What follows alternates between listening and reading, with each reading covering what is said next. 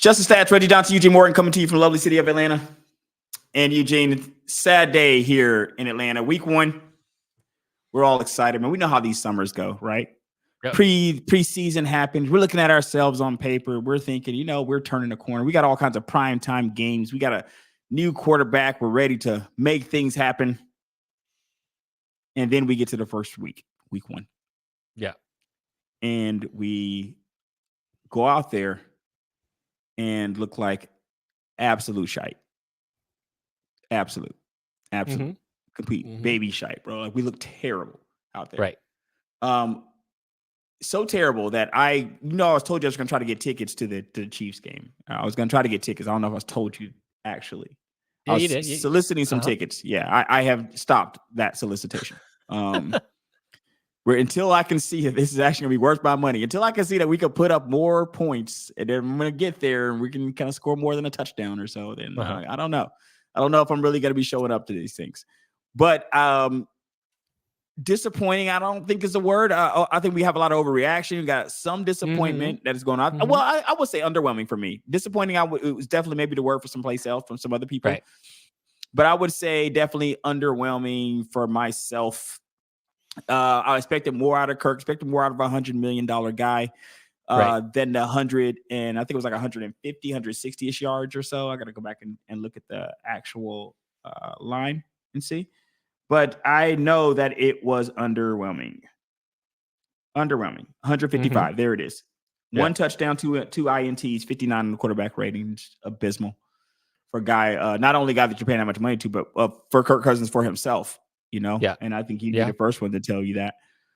Oh, yeah. So what are your thoughts, first initial thoughts here on the Falcons? And then we'll talk about kind of what the reaction has been in the city and fan base. Yeah. I mean, like you, I was just disappointed. I'm not going to overreact because it's game 1 and we weren't the only team. Yeah, we were the only team. Yes, there was a lot of ugliness week 1 out here, man. A lot of ugliness. We didn't play a lot of preseason, but I don't know. I mean, I know he's still coming off the Achilles injury, and I know it's going to take time, but he just didn't look sharp. But again, I know it's a new team, and I'm just not used to seeing that with Kurt. I just feel like you can, like with Kurt, you've always been just be able to go into any situation, it feels like, and just ball. I mean, right? We could talk about the playoff record or whatever, but we already know about that. But at least regular season, like, it wasn't a primetime game. So whether the lights weren't the bright, it's a 1:00 game, and it's, so it's funny because our next game is a primetime game. It is a primetime game, which he's never been. So that's always been his Achilles heel. No pun intended there, but but yeah, I like you. I was so excited because we pretty much got the Rams offensive coordinator. We had the whole. I was just happy about that, and it just looked like the same offense, and I didn't understand what I thought. We have, that's the thing. We have a good offense. We have a good offensive line. We have weapons. I just expected a little bit more. Yeah, and I don't think it's unfair to say that for the amount of money being spent here, the expectation is that you will be able to come out, and if nothing, to me, the yardage, the 155, 1 touchdown, 2 INTs. Okay, everybody's got a bad game. People have bad games. But it wasn't just that. If you were watching the game, it was how it happened. The fact that you threw the INTs the way that you threw them. The fact that there was zero mobility. There was a lot of things in addition to just having a bad day. And especially when you already are coming off a bad season as it is. It's just a continuation of what you saw this previous year, a stagnant offense that seems to struggle for every single yard it gets. Unimaginative play calling, a guy that looks like a freaking statue back there. It looks like they already built the Kirk Cousins statue. They built it in the game, and it was back there. They were hiking the ball to it. During the game. They were constructing the Kirk Cousins statue was being constructed during the game, and they were hiking the ball to the statue back there, who every now and then threw a pass.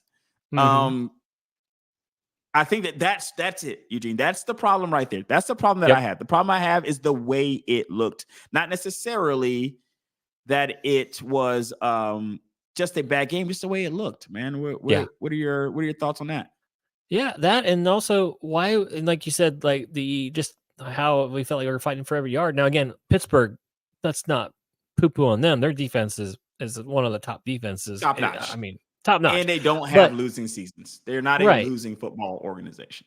But it's like, can we try and like do some different things in the second half? I feel like we did the same thing in the first half and the second half. You know, it just mirrored each other. It's like, can we just maybe either double team Watt? Can we run away from him? Can we put some motion in? I didn't see any of that. I just didn't understand it. Like I said, I get it. He's still working his way back off the Achilles, but I mean, that's one thing about Kurt. He's always had good pocket presence or pocket awareness. It felt like I was watching like some of the rookies out there today when I was watching them play, you know, which you expect. Right. I mean, I'm not down on the rookies that play. I mean, we're expecting those guys not to. But it is kind of like, right. Like you respect that out of a Caleb Williams, right? You expect it out of like a Jaden Danny. You expect absolutely managed expectations from a rook, but a rook's not making $100 million. And a rook at the same time can't come out here and surprise. At least they're running around. At least they're moving. At least they look youthful running around out there, you know. But it's kind of like we have an older looking rookie who's immobile. Completion percentage, I'm not going to complain about. He can casually get that thing mid-60s. I know he's capable. We know he's capable. But this is just god awful as your start. I don't think there's any way to poo-poo that. So you have a lot of people who are thinking, is it time for Michael Penix? Now, let me tell you, let me go on my, I don't think it's time for Michael Penix yet. And let me tell you why I don't think it's time for Michael Penix yet. It's because these GMs, they have jobs. Okay. They have kids, they have families, they have staffs, and all that other stuff. When we're fans and you're thinking about life from a fan perspective, it's easy to just throw everything out with the bathwater, right? Let's just get rid of everybody. Let's get rid of the mascot. Let's get who cooks in the kitchens there at lunch. Let's get rid of that person. Let's just get rid of every person, the water boys. Let's get them all out of here. Let's get rid of every human being that has anything to do with what we saw on Sunday. Just get rid of all of them. The problem is that when you have these jobs, that people are in these jobs, Eugene, people work their whole life to get these jobs. What do you think is going to happen to that job the moment that $100 million hits the bench? What do you that job is in jeopardy, my friend? The job is in jeopardy the moment at $100 million is sitting on a bench. And let me tell you how much of a crappy situation it is. I feel like the only thing that can happen, that is great from a GM standpoint, is Kirk Cousins comes out there and balls for 2 years and then Penix takes over. Mm-hmm. You're a genius. That's our expectation. You're a genius, right? Uh-huh. The problem is that here where the pitfalls can come. You put in Penix after like game 2. The problem is if Penix goes out there and passes for like 5,000 yards, has 40 touchdowns, and you look like a genius for drafting him, people are still going to say there's a $100 million elephant in the room sitting on the bench over there. Right. And he will always be discussed. You know why he's always going to be discussed, Eugene? Because it's $100 million. It's not a small amount of money. And we are in a cap league. And luckily, thank God the QBs don't get paid anything. So luckily you can have a second QB as a rookie because he's not making no money. You know what I mean? So luckily you can get by there. But I don't think that would save any jobs though. If that happened and that money is just sitting over there. Because then people are going to be like, why did you even go down this road? Why didn't we wait till the draft? Why do we, people play revisionist history when you can remember that we signed Kirk before the draft. So there was no crystal ball. They didn't know that. If they knew they can get Michael Penix for certain, do you think they would have signed Kirk? I don't know. Mm-hmm.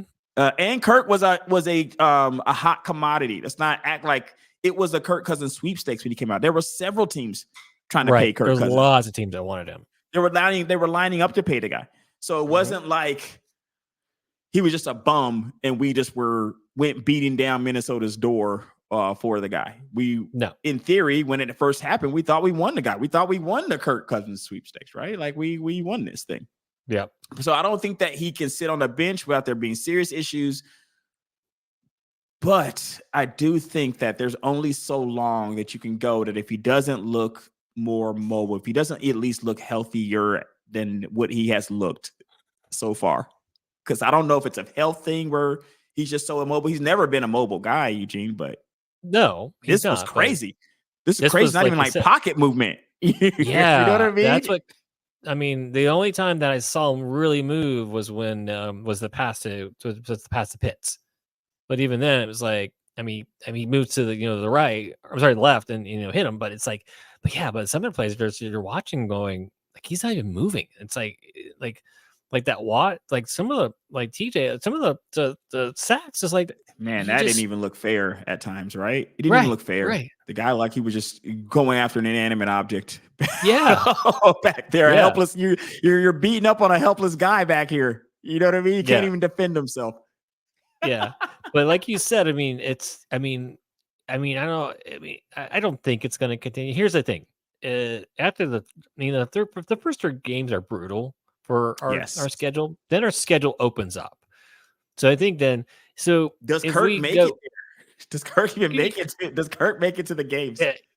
well, he's got some great. That's the thing. He's got 2 good defenses coming at him. So he's got. If again, you're not pulling the guy even if you go 0-3. I don't think you But can.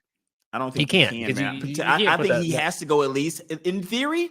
Back in our day, the guy would have had to go the whole season. Period. Point blank. Yeah. There was not even a question about it. This guy's going the entire season. Right. Now, in the microwave culture we are now, I'm thinking he's got to at least go half the season, because the problem with putting the Michael Penix in is for a lot of people who feel like this is just something that you could just put these guys in and take them back out, is that's a one-way change. When you're putting in a guy that you believe is the heir apparent to your franchise, you're not hoping to take him out. You're hoping that you put the guy in and you give him the keys for 10 years. That's what you're hoping happens. So it's hard to just put Penix in while Kirk is on the mend type thing, because we know what's going to happen if the kid starts doing good. Eugene, we're not taking him out. Oh, no, it's going to be he's our starting, and then we're finding a trade partner for Cousins. Correct. We're going to try to trade Kirk. That's right. And, and again, it could be. We're lucky to kind of be in the situation. If something happens or if there's better than the one we were in last year. And look at Green Bay. Green Bay is starting. I hope they're not. I heard they're going to start Malik Willis, but I'd rather be in this cousin Penix situation. Absolutely. So, but I agree with you. We can't. Here's the thing. This is a good roster, and you can't. I'm still saying it's a playoff roster. I still think it's a division winning roster. Well, it's only one game, so we can't overreact to one game. We got to see kind of how it really goes, Right. And I don't even think we can do it after 3, because they're going to play some really. It's a tough 3 games, but I think it's after like that. If they can, like, let's just say they go 0-3, but if they can win off like the next 4 and Kirk like turns it around, then we're okay. But if it's like 0-3 and then we lose the next 3 and we're 0-6, then we've got a problem. Then we have to start really having going, okay, what's going on here? Is Kurt okay? What will it take then? Because Eugene, what does it take? What record do you get to before you say, this is just $100 million or not? We got to go with the kid. How bad does your record have to get before you put that kind of money on the bench? If you're like that 1-7, 2 I'm sorry, not the one. If you're 3 and just, I'm sorry, and you're just 1-8 or something like that. Okay, so going into about 10 games, if you lost like 80 to 90% of them, basically 10 of those games, and Kurt still, if he looks like this, which I don't think he will, but if he's still looking like this, I don't think he will either. I think again, I'm banking on new team, just kind of figuring it out. It's game 1. It's game 1's essentially a preseason game because none of these guys play preseason anymore. So I just want to, again, and here's the thing, we can lose the next 2 games. I just want to see some improvement. Like if we lose 20 to 27, 23 or something like that, and Kurt throws for 300 yards and 2 touchdowns, but we lose the game, like that's to me, it's like we lost that kind of way. I don't want to lose like this again. I don't want to lose with like we used to, was it 155 yards and just looks like it's like we've got again just and he's got to have like just the offense has got to be just let's be creative during let's change some things in the second half. Help the guy out, move him around with something. Right. I mean, it'll be interesting to see if that's chicken or egg. Was that play calling due to limitations on Kirk's part or limitations on the play caller's part? It'll be interesting to see how that goes. Let's go with let's full screen this guy real quick here, man. This guy, that's your buddy right there, DeShaun Watson. Oh yeah, good old number 4. Good old number 4. Yeah, man. So DeShaun in some trouble again, evidently running into some issues. A charge. I won't spell that out for you, but for people who know the charges that DeShaun Watson has had, it's just yet another one of those charges. This one, I think an old charge, but it's a new charge, a new allegation, but for something that happened a while back ago. It wasn't like something that happened like last week or anything, but still all bad. And is this DeShaun Watson contract now? And I think we've done a whole show on this before about how terrible his contract was. We have, and we did that show like a year ago. So now here we are with DeShaun Watson now. Where do you go from here? Where do you go from here? If I'm the Browns, I so wish I kept Joe Flacco. Joe Flacco was a respectable guy for the Browns last year. Right. Where do you go if you are the Browns with the Watson situation now? Do you try to just cut bait if you can, if at all possible, or do you just keep riding it out with the guy in hopes that the money that you put out there starts to pay dividends for you at some point? No, well, first of all, what they gotta do is call up Doc, get in the DeLorean, and go back to when they let Baker Mayfield go, because that's the issue right here, right? So you're saying get rid of DeShaun Watson and go after Baker Mayfield? They should have kept him. They could have fixed it all back there. But I mean, make a run at Baker is our advice. Right. But it's funny if you look at the stat. It's alarming how much better Baker is. It's kind of crazy. And like almost like 2 years ago, he was almost out of the league. And now he's had the resurgent, right? So, yeah, man, new contract, all that stuff, man. New contract, dude. Tampa Bay loves him. It's like, but if it's so the contract could be voided if this is a real allegation. If this and if it reads like everything else that he's done in the past. And if I'm Cleveland, I mean, I know we're going to pull up the stats from the last 4 years. If I'm looking at that, I'm looking at and I'm looking at everything he's done. I'm looking at his teammates. His teammates don't seem to like him. Did you see the clip where he was trying to help out his? Yeah, I don't know if you saw maybe I didn't send it to you, but there was a clip where he was trying to help out one of his guys off the ground, and the guy snapped his hand away from him. So, are you serious? Mm-hmm. Yeah. So we kind of heard rumblings that he's not, because he's kind of had this attitude with the coaching staff and, just ever since he's gotten there.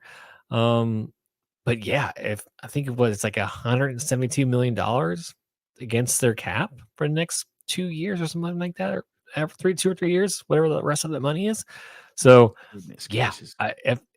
if I'm them, it was a 5-year deal signed in 2022. So that thing is still rolling, man.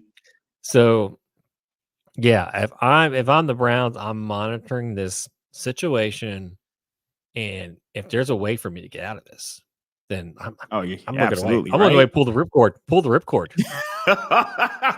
All right. Let's look at the stats since he's been here. Yep. In Cleveland. So since he's been in Cleveland, he signed this deal. So let's get this right. 2022, signed for 5 years, fully guaranteed, $230 back then. Since he's signed there, he's played in 13 games. Okay. Looks like he's passed for about this year just started. So let's say 2 full seasons, but even still 13 games. He could have played in, that's out of a possible 34. We've had 17 games at least the last couple of years or so here. Right. So out of 35, he's played in 13 out of those games. In totality, 15 touchdowns to 11 interceptions. All right. It's been sacked 37 times. Well, it looks like 37. I don't know if that's 37 or, yeah, it looks like 37 in that time. Quarter QB rating 79, 84, 51. Horrendous for the first game, but a lot of guys had horrendous games the first game here. I'm not going to kill them on that. But I'm going to kill them on the rest, though. This is abysmal. It's abysmal. Like you, a QBR, he had a QBR of 9. You see this QBR of 9 down here? Mm-hmm. QBR of 9.3. And how many teams are in the NFL? I gotta remember. Is it 32? So it is 32. So that 32 that you see there on the screen for the audience that can't see it is the last in the NFL. Which is funny because his pay is not 32nd. You know what I mean? His pay is pretty good. He's paid like a top guy. Yep. And I think Cleveland, they know they shot themselves in the foot here, right? They go back and not do this trade, right? I don't know if they would admit it, but come on. You go back and you have a chance to undo this trade. You go back and you undo this trade, don't you? Yeah. Yeah. Because you think you're getting Houston DeShaun Watson, right? And I don't even know what you got. You got a guy he's just missing like open guy. And that's the thing. I mean, credit Dallas's defense, but man, if you watch that game, defense, man. Yeah, I don't. It's like he can't even play quarterback anymore. Just from what you're just from the eyeball test. What's funny and the stats back it up too. He's doesn't play Dallas every game for the last 2 to 3 years, and hasn't looked stellar. I don't think any of these. I think it's like you can look at some of these games and say maybe you get a glimpse of the DeShaun Watson that you saw in Houston, which was just electric. That DeShaun Watson there. I can't say I've seen that guy in a Cleveland uniform yet. I can't say that I've seen like glimpses of it. I've seen flashes for sure. But that level of consistency is something I have not seen. And I have to imagine that if Cleveland could pull the ripcord here, they would do so. Yeah, and I agree. They might get an opportunity here to do so. So let's talk here about our guy, Aaron Rodgers. Now, a year gone, man, from the game, camping, darkness retreats, whatever the hell he's doing, finding himself. Coming back to the game, who I drafted Garrett Wilson in my fantasy league last year. So I was very disappointed because, Zach wasn't doing it. That Wilson combination didn't pan out the way you hoped. That Wilson to Wilson combination was not as advertised. So then we do have our boy Rodgers. And you think, man, Rodgers back in the saddle. Yeah. Little rust there from what we saw. It didn't exactly set the world on fire. But he wasn't terrible. No. What are your thoughts on the Aaron Rodgers return? 167, by the way. 61.9. It's funny because looking up Aaron Rodgers stats, they're very similar to what Kirk Cousins stats were. He had 155. Sean Watson and some of these other players, they're in the 160. Yeah, there was a ton of quarterbacks that had bad days on underwhelming Sunday. weeks. It's this fourth game for like our fourth preseason game that we've been kind of saying.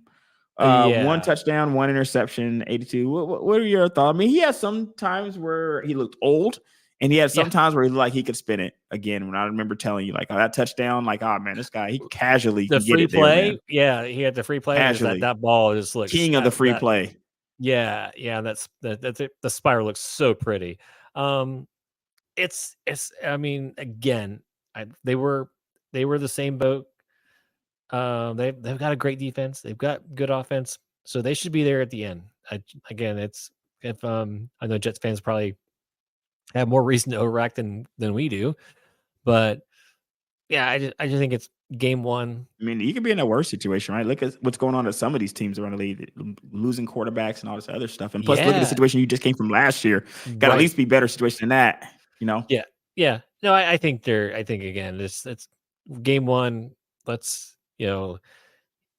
he's got. Let's just face it. The guy can still throw it out there. He's going to find the open guys. He gets some more reps with the receivers, and They got a good offensive line.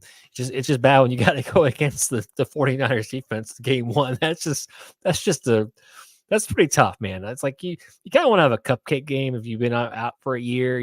Like can I not play? Like Kurt probably didn't want to play the Steelers the first game. Same thing with Rodgers. Probably didn't want to play 49ers first game, but hey, get out of the way. Maybe you got you got those dumpster fire teams coming down the road that you can kind of tee off with and get your reps under and hopefully be in the playoffs by the time all this ends. That's true. And I'm thinking that given the year the Jets had last year, you can get the guy, I guess, game or two here to ramp up. He still looks way better in this. Even in this, he looks better than he looked at quarterback last year. So, like, if you're a Jets fan, you played the 49ers. They were in the Super Bowl.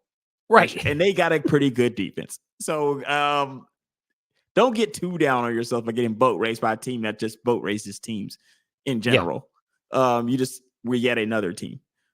And your quarterback just got back here after being gone for such a long time. So I think that is something to build on. I think that if you're a Jets fan, which you haven't had a lot to cheer about here in a while, I just think that this is another part of the process, so to speak. Coming back to relevance, if there's anything about that game that I didn't like, was just the amount of offense funneled through Garrett Wilson and Breece Hall.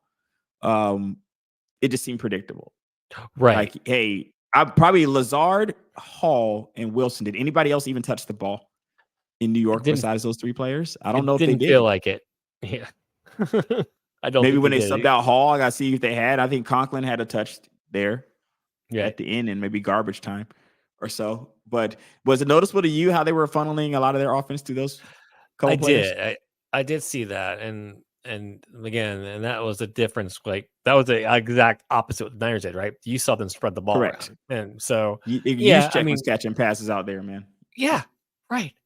And it's like that's so when you got that going on, so they've got to find a way to open up the offense. And I think again, he's probably just more comfortable with Wilson, and he kind of wants to get on his good graces, be number one. But down the road, I think it felt like it kind of fell off the cliff here second half. Did you see a lot of target? I saw in the first couple of drives, it seemed like there was a lot of targets. Like Wilson was getting peppered with targets to the point where I was like, from a fantasy football standpoint, Wilson's going to put up like a monster amount of points. He's going to have like 150 yards, and then it fell off a cliff. Like, it did. Went away. It's like, he did kind of fall off there, and it could have been, it was obviously great defensive scheme.